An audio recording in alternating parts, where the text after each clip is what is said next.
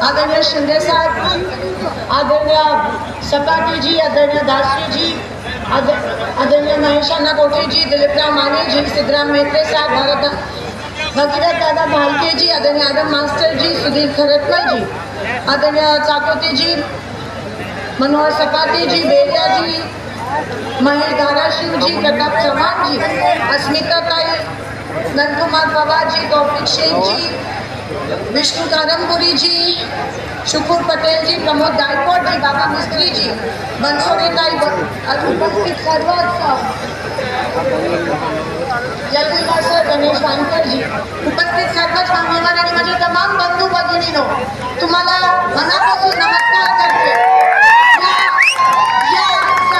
या उन्हात देखील आज आपण त्या बघलं माझ्यासोबत माझा फॉर्म भरण्यासाठी आलात आणि मला आशीर्वाद देत आहात, त्याबद्दल मनापासून धन्यवाद. ही माझ्या एकटीची निवडणूक नाही आहे, ही आपल्या सगळ्यांची लढाई आहे.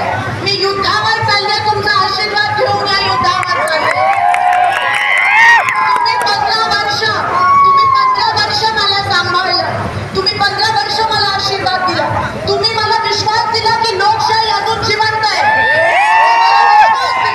तुम्ही मला विश्वास दिला की काम करणाऱ्या लोकांचं अजून अस्तित्व आहे. आणि आज आपण दाखवून द्यायला पाहिजे की आपण सगळे एकत्रित लोकशाही वाचवण्यासाठी आलो, आपण सगळे एकत्रित संविधान वाचवण्यासाठी आलो.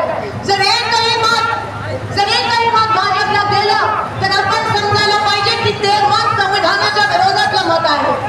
तर आपण समजायला पाहिजे की ते मत आरक्षणाच्या विरोधातलं मत आहे. जर एकही मत भाजपला गेलं तर आपण समजायला पाहिजे की ते मत माझ्या शेतकरी मायबापाच्या विरोधातलं मत आहे. ज्यांच्या जीवावर माझ्या शेतकरी बांधवांच्या जीवावर या भाजपने मतदान घेतलं, त्या शेतकऱ्यांचा अन्न हा भाजप बीजेपी पक्ष बघत आहे. याचा मी जाहीरपणे निषेध करते. मागच्या 10 वर्षात विश्वासाने आमच्या सोलापूरकरचा वापर करून तुम्ही मतदान घेतलं आणि सत्तेची फक्त मजा घेतली. पण आज जेव्हा लोकांना गरज आहे, तुम्ही त्या लोकांकडे तुमची पाठ